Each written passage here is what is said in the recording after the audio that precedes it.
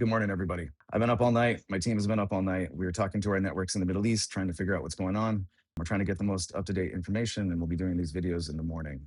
This ain't about politics or my campaign or run for Congress. It's just the right thing to do to keep people informed, and our government doesn't seem super invested in doing that themselves, so we will. Before I give an update, I want to take a minute and acknowledge the 3 American service members killed in Kuwait. Those boys, they gave their lives for our country, for our military, and I want their sacrifice to mean something. I want if this is going to happen, I want this to have a positive effect for the Iranian people and something eventually America can be proud of. With that said, here's our update for the day.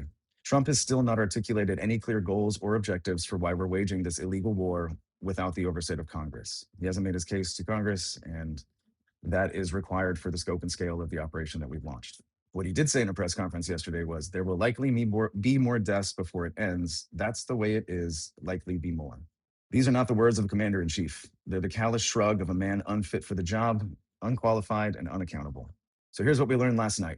This is the regional map on screen right now of hostilities as of this morning. The overview is we continued airstrikes against Tehran. US CENTCOM reported that we also sunk an Iranian naval vessel. The Israelis are going full send on counterforce targets in the region, also launching operations against Iran-backed Hezbollah in Lebanon. Iranians struck oil and energy infrastructure in Saudi Arabia, Bahrain, and Qatar. They hit refineries, and they also hit an American flag tanker in the Gulf.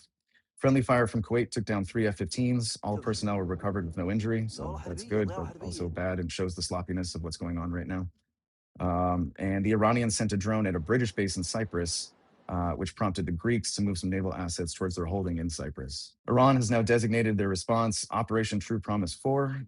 And what this all means, the synthesis of all of this, is essentially the war is far from over and is now expanding into the Western Mediterranean.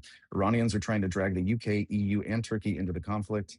Their goal is maximum pressure against the Gulf states, Saudi Arabia, Qatar, Bahrain, and the UAE, so these states can in turn pressure the US and Israel to cease military activity and return to negotiations. This is an existential war for the Iranians, but they only need to survive to fight another day. That's their overall strategy. Conversely, our strategy of regime change is deeply unclear.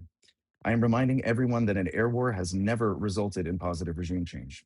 Without a transitional government waiting to take power, we're likely just going to see an entrenchment of the Iranian hardliners and a reconstitution of a similar government to the Ayatollahs. That's what we have for this morning. We'll check back in tonight in another update. For our friends and colleagues in the region, stay safe and keep your head down.